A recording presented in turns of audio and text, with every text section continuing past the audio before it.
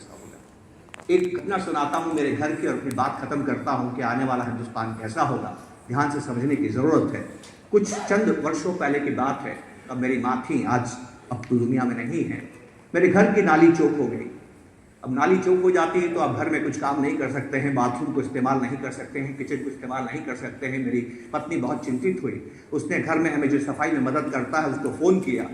उसका भाग्य अच्छा था कि वो 10 मिनट में आगे आसपास रहा होगा। फटाफट वो साइकिल से पहुंचा और कहा कि मैडम क्या है, क्या तकलीफ है कि ये नाली ब्लॉक हो गई है, अभी साफ कर देता हूँ। और 15 मिनट में उसने नाली को साफ कर दिया। और साफ करने के बाद बोलता है, हाथ वाथ धोने के बाद, मैडम 500 रुपये।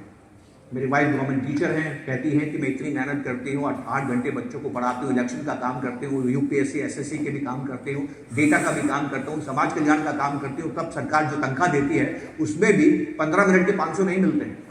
और तुम्हें 15 मिनट में इस काम के 500 रुपये चाहिए, तुम 200 रुपये ले लो, वो वाजिब है। वो कहता नहीं, लगेंगे तो 500 रुपये ही लगेंगे। उनकी बहस सुन के मेरी माँ बाहर आती है। मेरी माँ पूछती है, बहू क्या हुआ?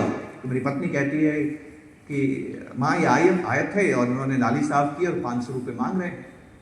माँ नाली को देखती है, फिर उसकी शक्ल देखती है और मेरी पत्नी से कहती है, वैसे तो इस काम का वाजिब कीमत 20 रुपया है, पर तूने 200 बोला है तो 50 दे दे। तो 50 दे दे। अब मैं इस बहस में मत जाइए कौन सही है कौन गलत है, वो बहस बेमानी है, ठीक है। अब वो बहस कर रहे हैं, इतने में मेरा बेटा कॉलेज से आ गया। बेटा तुरंत समझ गया क्या हो रहा है।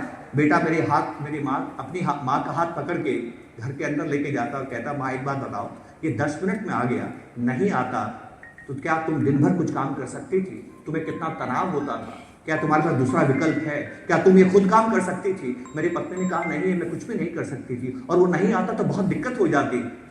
तो वो कहता है, माँ आपको कितनी शांति उसने दी है, उसको आप 500 रुपये भी दीजिए और 50 की टिप भी दीजिए। अब मेरे घर में 3 जनरेशन है। मैं इस बहस में नहीं जाना चाहता कि कौन सही है कौन गलत है। मैं सिर्फ आपको एक बात कहना चाहता हूं, आप 2025 में निवेश कर रहे हैं। 2030 का हिंदुस्तान, 2035 का हिंदुस्तान, 2040 का हिंदुस्तान मेरे बच्चे के कंधे पे निर्भर करता है कि माँ के कंधे पे। ये समझने की बात है। मेरी माँ तो दुनिया में। आप आने वाला समय कैसा देखते हैं, इसके लिए आपको बड़ों को नहीं देखना। हम सभी अपने वक्त में जीते हैं दोस्तों, हम सभी अपने वक्त में जीते हैं। हमें बच्चों से सीखना है। और मैंने एक बात गौर से दुनिया में देखी है, हर नया मोबाइल पिछले से अच्छा होता है। तो हमारे बच्चे हमसे ज़्यादा होशियार हैं, इस बात से सावधान रहिए। आपको नॉर्मली लगता है कि नहीं हम ज़्यादा समझते हैं बच्चों से, ऐसा नहीं है। उनके पास हमारी समझ तो है ही, और उनके पास बहुत ज्ञान भी है। तो हिंदुस्तान की जीडीपी ग्रोथ रेट क्यों होगी, मैंने अपने बच्चे से सीखी है। वो खर्च करता है, दिल खोल के खर्च करता है। मैं कहता हूँ, बेटा ऐसा खर्च मत किया कर, ये बुरी बात है। एक दिन बुलाया, 15 मिनट का भाषण बुलाया, देख मेरी जिंदगी से सीख, मैं क्या करता हूँ, पैसा बचाता हूँ और निवेश करता हूँ, पैसे से पैसा बनाने की कोशिश करता हूँ। वो मुझे कहता है, पिताजी मेरा 15 मिनट का भाषण सुनने के बाद में ईमानदारी से एक बात का जवाब दीजिएगा। मैंने कहा, हाँ बेटा बोल, ये जो आपने पोर्टफोलियो बनाया है और जैसी आपकी जीने की आदतें हैं, ये आप खर्च कर पाएंगे क्या? ये भी मुझे ही करना है। उसने गलत बोला या सही बोला? ये हर घर की कहानी है। तो एक तरफ तो सुनामी है कि प्राइमेसी बायस बदल रहा है, एक तरफ खर्चने की आदतें बदल रही है। बताइए आने वाला हिंदुस्तान कैसा होगा? फैसला आपका, चिंतन आपका, मनन आपका। नमस्कार, जय।